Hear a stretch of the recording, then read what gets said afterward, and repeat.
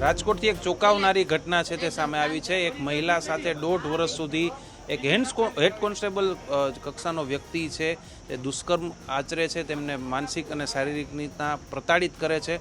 આપણી સાથે સીધા પીડિતા જ છે. કોન્સ્ટેબલની અત્યારે ધરપકડ પણ કરી લેવામાં આવી છે. આપણી સાથે પીડિતા છે, તેમની સાથે વાત કરશું. બેન, શું આખી 1.5 વર્ષથી તમારી સાથે ઘટના બને છે?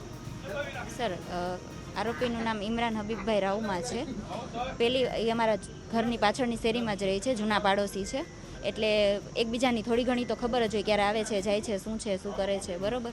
અમારા ઘરથી ત્રીજી ડેલી લેડીઝ ટેલર છે, ત્યાં લેડીઝના કપડાં સીવે છે. ત્યાં હું મારું બ્લાઉઝ સીવડાવવા ગયેલ હતી એક રાત, સવારે મારે પહેરવાનું હતું. એટલે બ્લાઉઝ સીવડાવવા ગયેલ હતી, ત્યાં બેઠો હતો આરોપી. એ ત્યાં જ બેઠો હોય છે, એની ઉઠક બેઠક ત્યાં ટેલરની ત્યાં જ છે. એટલે એ વાતચીતમાંથી એને જાણી લીધું કે મારી ઘરે કોઈ નથી, મારા પપ્પા સૂતા હોય અને મારી દીકરીને હું ઘોડિયામાં સુવડાવીને આવી હતી. એ જ રાત સર, એ મારી પાછળ હું જ્યારે 11:30 થી 12 વાગ્યાની આ ઘટના છે કે હું મારા ઘરમાં જેવી અંદર ગઈ, મને ડેલી બંધ કરવાનો મોકો ન દીધો, સીધો મૂંગો દઈને અંદર રૂમમાં લઈ ગયો હતો સર. ડાયરેક્ટ પહેલાં મારું ટોપ કાઢી નાખ્યું સર, અને અહીંયા મારા સિઝરિયનના ભાગે 2 પાટા મને મારેલા હતા સર.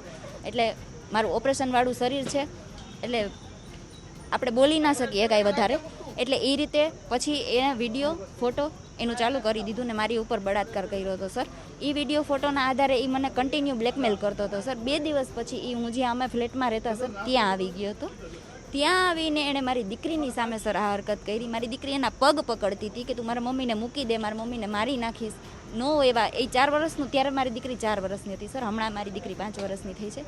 એવડું છોકરું એનાથી જેટલું બોલાતું હતું ને એટલું એ એની ભાષામાં બોલતી હતી કે મૂકી દે, મારી મમ્મીને મારી નાખીશ, આમ તેમ. ડેરીએથી સર એને ડેરીએથી મારા માણસો આવશે, મારી નાખશે, પોલીસનું કાંઈ નહીં બગાડી લે, પ્રાઇવેટ પાર્ટ ઉપર છરીઓ મારવાની ધમકી. ડેરીએથી માણસો આવશે, પ્રાઇવેટ પાર્ટ ઉપર છરીઓ મારવાની ધમકી, અને અમારું માથે ઓઢી લેવાવાળા પણ ઘણાય હોય છે. આ વસ્તુ પણ સર ઈ બોલેલો હતો કે અમે મારી નાખીને તો અમારું માથે ઓઢી લેવાવાળા એટલા પડ્યા છે, અમને કોઈ કાંઈ નહીં કરી લે. મોટા મોટા અધિકારીઓ સાથે સર એ ટ્રાફિકમાં છે, એ રોજ સીપી સાહેબની ઓફિસે દંડ જમા કરવા એને જવાનો હોય સર. એટલે આપણને તો એમ હોય કે એ લોકો સાથે એને સારા સંબંધ હોય આ તે. એટલે એ એમ બોલતો કે મોટા અધિકારીઓ સાથે અમારે ઉઠક બેઠક હોય તો ત્યારે જ્યાં દોડવું હોય ત્યાં દોડી લે સર. આ બીકથી મેં આજ દિવસ સુધી મારું મોઢું નહોતું ખોલ્યું સર. મેં કોઈને પણ આ વાત નહોતી કીધી. હું પીડાતી હતી બહુ જ સર, એને ના પાડતી હતી, રિક્વેસ્ટ કરતી હતી, હાથ પગ જોડતી હતી. મેં ને મારી દીકરીએ બહુ પગ જોડેલા છે સર. એને લાસ્ટમાં એની ફેમિલીને સમજાવાઈ ગઈ હતી સર. આ વાત હજી કોઈને નથી ખબર કે લાસ્ટ જ્યારે મેં આ એક્શન લીધું એને 2 દિવસ પહેલાં જ એની ફેમિલીને હાથ પગ જોડવા ગઈ હતી કે તમારા છોકરાને સમજાવો, મને આવી રીતે માનસિક શારીરિક આવી રીતે ટોર્ચર ન કરે, હું મારી દીકરીથી અલગ થઈ ગઈ છું, તમે લોકો હવે અમને હેરાન ન કરો. તો એની ઘરવાળીએ માથેથી મારી માથે કોગળા કર્યા હતા સર. એ લોકો કન્ટિન્યુઅસલી ગાળો બોલતા હતા. એ 7 જણાને હું એકલી, એનો બાપ મને અહીંયા છાતી સુધી અડી ગયો હતો સર કે આવા છો તેવા છો, મારો દીકરા જાતાર જાય થાય કર લે. ડેરીએ એ સેમ ધમકી સર, મને છરીથી મારી નાખવાની સેમ ધમકી એના બાપે પણ મને દીધેલી હતી સર, હબીબભાઈ પોતે. આ વસ્તુ થઈ ગઈ. અમે સીપી ઓફિસે ગયા, આ વિશ્વ હિન્દુ પરિષદનો હેલ્પલાઇન નંબરમાંથી મેં એ લોકોનો કોન્ટેક્ટ કર્યો. વૈશાલીબેનને એ લોકો ઘરે આવ્યા સર, મારી મને બહુ સાંત્વના આપી, મને બહુ હિંમત દીધી સર. બાકી હું એટલી ડરી ગયેલ હતી, હું આજ સુધી કોઈ દિવસ એક્શન ન લેત સર. અમે લોકો સીપી સાહેબને ત્યાં ગયા સર, ત્યારે એનું આખું ઘર પરિવાર ધોકા લઈને મારી ઘરે, મારા ભાભી અને મારા મમ્મી 2 જ ઘરે હતા સર. એ લોકો પહોંચી ગયા હતા. મારો ફોન સ્કેન છે, મને નહોતી ખબર સર. આ વસ્તુ થઈ ત્યારે પછી અહીંયા સીપી સાહેબની ઓફિસેથી એને ખબર નહીં કોઈનો ફોન કરાવી દીધો સર. એ બધી અટકાયત કરાવી દીધી સર, અને મારા ભાભીને ને મારા મમ્મીને કાંઈ ન થયું સર.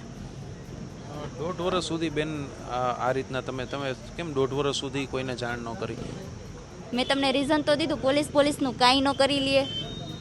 અમારે મોટા અધિકારીઓ સાથે ઉઠક બેઠક છે, જા તારું કોઈ નહીં સાંભળે. એક સમાજની બીકે, એક બદનામીની બીકે, એક માં છું સર, મને મારી દીકરીની પરવા હોય. આ બધી 10-12 બીક, આ ઘણી બધી બીકના લીધે મેં આજ દી સુધી, પણ હવે બદનામ ભેગા બદનામ, કારણ કે આનું સહન કરવું વધારે અઘરું હતું સર. બેન, ફરિયાદમાં તમે બીજો પણ ઉલ્લેખ કરેલો છે, ધર્મ પરિવર્તનની વાત હોય, એ પ્રકારનો પછી દીકરીને આફ્રિકા વેચી દેવાની વાત હોય, એ બધી શું વાત હતી? એ વાત એ હતી સર કે એ મને સાસણ લઈ ગયો હતો, વીવીઆઈપી બંદોબસ્ત હતું મોદી સાહેબનું. ત્યારે ત્યાં મને અહીંયા મારી ઘરે ટેક્સીને ડ્રાઈવર બોલાવેલા હતા સર.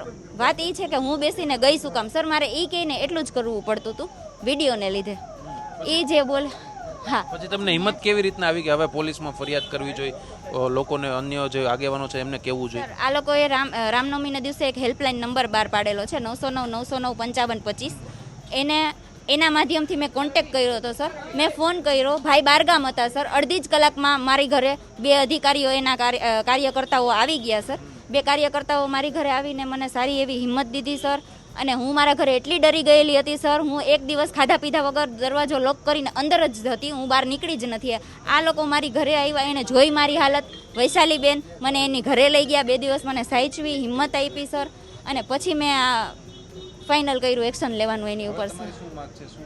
મારી બસ એ જ માંગ છે સર કે આવા વર્દીનો દુરુપયોગ કરતા હોય એને ડિસમિસ કરો. આવા લોકોને વર્દીનો હક નથી સર, કે જે 4 વર્ષની દીકરી ઉપર એ નો રહેમ કરતા હોય. આવા વિધર્મીઓને આવી નોકરી ન મળવી જોઈએ સર. સરકારી નોકરીને ને પોલીસની વર્દીને લાયક નથી સર આ માણસ. બેન, તમે અહીંયા તમારા મમ્મીના ઘરે રહેતા હતા, કઈ રીતના રહેતા હતા? તમારું મેરિટલ સ્ટેટસ શું છે?